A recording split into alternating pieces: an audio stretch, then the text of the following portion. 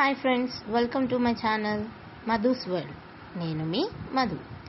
ఈరోజు నేను మీకు చూపించబోయే రెసిపీ గోంగూర పచ్చడి. ఇది ఒక వారం 10 రోజుల వరకు మనకి నిల్వ ఉంటుందండి. ఈ పచ్చడి చాలా అంటే చాలా టేస్ట్గా ఉంటుంది. వేడి వేడి అన్నంలో కొంచెం పచ్చడి వేసుకొని, పచ్చి ఉల్లిగడ్డ కట్ చేసుకొని, ఆ ముక్కలు అలా వేసుకొని అన్నం కలుపుకొని తింటుంటే చాలా అంటే చాలా బాగుంటుంది. మీరు కూడా తప్పకుండా ఒకసారి ట్రై చేయండి. మరి ఇప్పుడు దీని తయారీ విధానం చూసేద్దామా. స్టవ్ పైన ఒక ప్యాన్ పెట్టుకొని 2 to 3 table spoons oil add చేసుకోండి. తర్వాత ఆయిల్ హీట్ అయ్యాక ఒక 50 గ్రామ్స్ వరకు ఎండుమిర్చి వేసుకోండి, లేదా మీ కారంని చూసుకొని వేసుకోండి. ఆ ఎండుమిర్చిని కూడా బాగా ఫ్రై చేసుకోవాలి. సిమ్లో పెట్టుకొని ఫ్రై చేసుకోండి, నల్లగా అయిపోతే టేస్ట్ బాగోదు. అదే ఆయిల్లో 1 స్పూన్ ధనియాలు, 1 స్పూన్ జీలకర్ర, కొద్దిగా మెంతులు వేసుకొని ఫ్రై చేసుకోండి. అవి ఫ్రై అయ్యాక తీసి పక్కన పెట్టేయండి, కొద్దిగా చల్లారనివ్వండి. అదే ఆయిల్లో శుభ్రంగా కడిగి పెట్టుకున్న గోంగూరని వేసేయండి. నేనైతే ఒక కట్ట తీసుకున్నానండి, పెద్దది. దాన్ని మూత పెట్టి ఒక 5 minutes ఉడకనివ్వండి.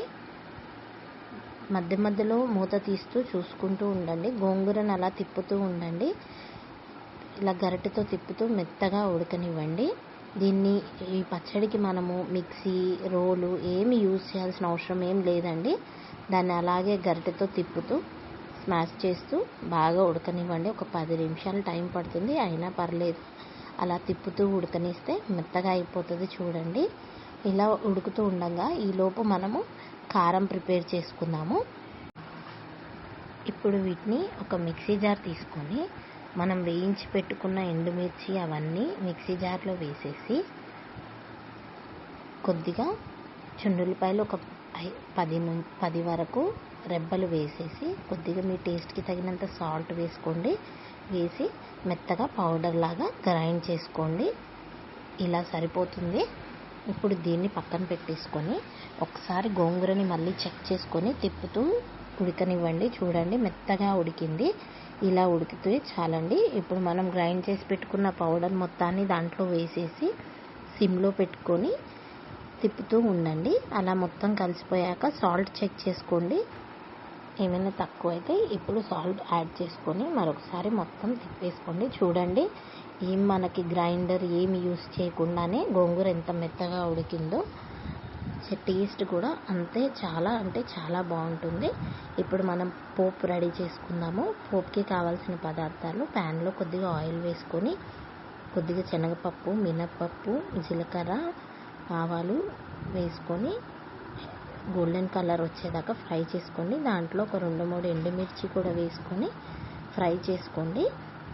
అవన్నీ ఫ్రై అవుతూ ఉండగా 4 వెల్లుల్లి రెబ్బలు వేసేసుకొని అవి కూడా ఫ్రై చేసుకొని, కొద్దిగా కరివేపాకు వేసుకొని స్టవ్ ఆఫ్ చేసి, ఇప్పుడు ఈ పోపు మొత్తాన్ని వేడివేడిగా గోంగూర పచ్చడిలో వేసి ఒక్కసారి మొత్తాన్ని కలిపేసుకోండి.